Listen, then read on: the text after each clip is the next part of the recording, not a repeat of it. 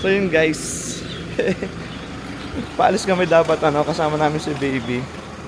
Hindi ko alam. Paano nga, ganun na nga. Paalis kami kasama ko si baby, no? Pero may parang pumipigil sa amin, Hindi ko alam. Kasi may nangyari, papaalis pa lang kami. Paalis na kami. And ayun, bumaba pa si Trixie kasi pinakuha nila yung gatas. May naramdaman akong lamok kasi. So meron kasi ako pampatay ng lamok, So ngayon, ang nangyayari ganito. So may pampatay ng lamok, so kukunin ko siya. Tapos problema guys, nakalimutan kong i-handbrake yung van. Gumulong yung van. Ito ang nangyari guys, tinan nyo.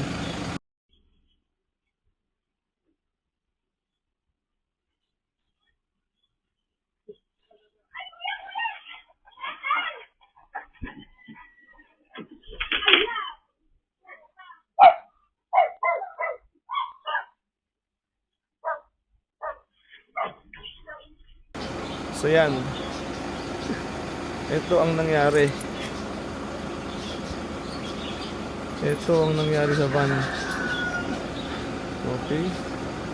And guys, dito ako bumangga. Hindi, dito bumangga yung van na hindi ako nakasakay. So hindi ko na i-handbrake. Katangahan. Siguro, ano ito? Pinapadelay lang kami baka kasi siyempre, di ba? May pwedeng mangyari sa daan na masa po namin, pero kaya pinapadelay kami ng konti. Kasi kailangan pa rin namin lumabas kasi bibili kami ng gatas. And ayun. So ito nang nangyari. Bad trip. Ayun, medyo gastos to. Pero okay lang, at least safe yung mag-in ako sa loob. Yun lang nangyari, di ba? Pero sino nangyari? Grabe, nabalatan yung puno. Hindi mo nabalatan yung puno. So, ayun, nintay si daddy. Grabe talaga, tingnan yung nangyari guys. Ayan o, di ba? Pero sasakyan lang naman yan, nagagawa yan. Di ba? At least hindi tayo yung nasaktan. Kanina pa ako nag-iisip ng content. Eh, ito, nagkaroon ako ng content. So ngayon, katangahan. Hindi ba, katangahan. So yun guys, titignan natin kung paano mangyayari dito, kung saan natin gagaling. Buti na lang talaga hindi nadali yung windshield. Buti na lang hindi nadali yung windshield buong buo. Kaya nga, hinabol ko yung handbrake, pero hindi ko abot ang lalim. Tapos mahirap siyang hilangin ng nakaganon. Hindi mo siya mahihila. Ganun talaga, may mga bagay na hindi tayo may iwasan. Diba? At least safe pa rin tayo, diba? At least safe pa rin. Kasi malay mo nga, diba, merong dinelay lang tayo sa lakad natin, diba? Malay mo, merong pangit na mangyayari sa daan na dapat masasapul natin. Eh, nangyari yun kasi, diba, sinave tayo dahil kasama natin si baby, diba? Mayroon siyang guardian angel. So, positive lang tayo. Okay lang yan. Siya magagawa ng paraan. Lahat naman ng Giyong na tao. Giyong na tao. So lahat naman ng problema may solusyon, di ba? Kita mo, nagiging strong na tayo dito. Kahit may mga problema, nagiging strong tayo.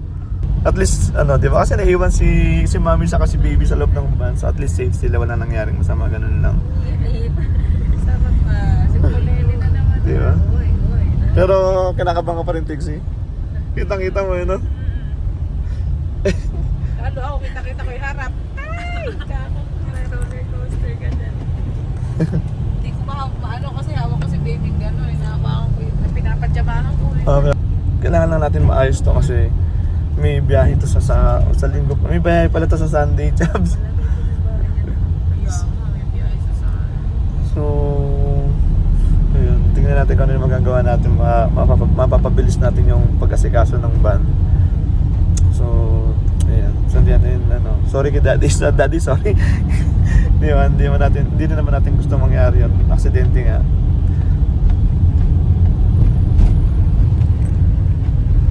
Ayan. So, papunta ngayon tayo sa... Bibili muna tayo ng gatas.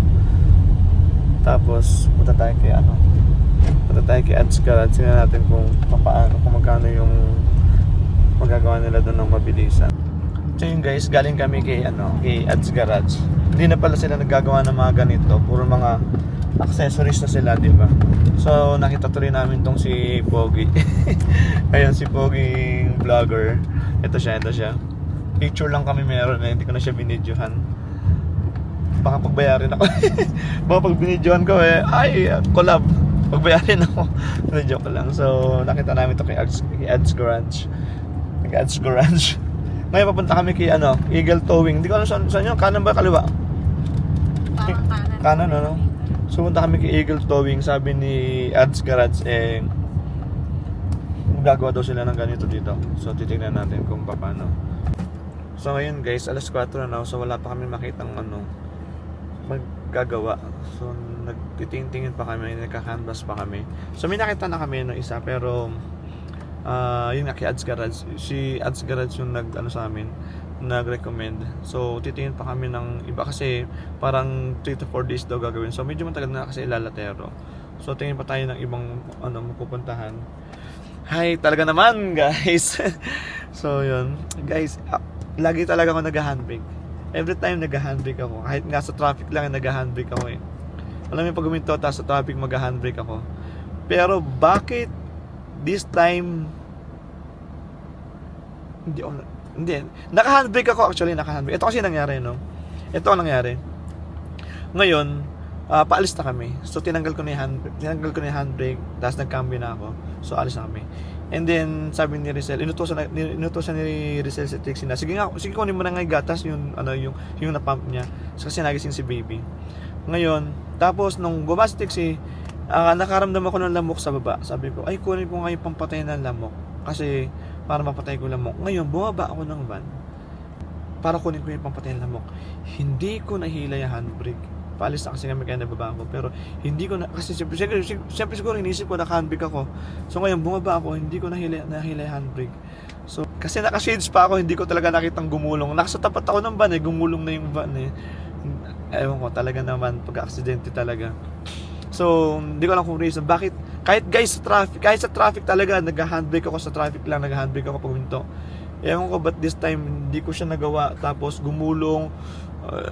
I don't know, pero buti na lang talaga walang nangyari sa mag-ina ko kasi sila nasa loob sila ng van, and yun na lang yung nagpapasalamat ko. And ayun, nagalos lang naman yung van. So gagastos tayo ng pera napapalitan naman ng pera. So walang problema doon. Ang mahalaga safe lahat, di ba? Okay, wow. So learnings na rin, siguro nakakalimot, saka siguro pagod na rin. Napagod na rin siguro kami dahil minsan wala rin kami tulog masyado. Pero anyway, hindi reason yun. Siguro meron purpose, may purpose si God. Bakit nangyari yun? Diba? Bakit nangyari yun? And siguro nga merong magiging problema sa dadaanan namin. Medyo dinelay lang kami para maiwasan namin yung problema. Or di ba merong mas magandang kapalit. Yan. Tingnan natin kung ano yung mas magandang kapalit na bibigay ni God para sa atin.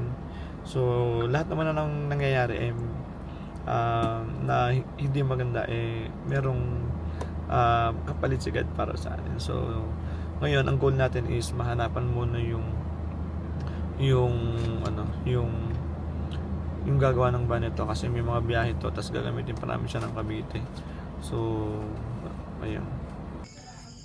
Alright, nakuwi na kami, hindi ko napagawa yung van So ayun guys, yun lang nangyari ngayong hapon na to. So bukas babiyahin na lang kami ng Pampanga kung may makikita kami unit, and papalitan na lang namin yung buong pintuan para hindi na siya pupupukin, kasi pangit din pala nga. Oo nga, pangit din pag pinukpok mo. So baka hindi maging maganda yung lapat, and anyway, bilhin na lang tayo ng bagong pintuan tapos papakat natin. So yun lang guys. So lesson learned today. Medyo malungkot at siyempre, pero at least wala nangyari masama sa amin, di ba? So yun na lang. Ingat palagi guys.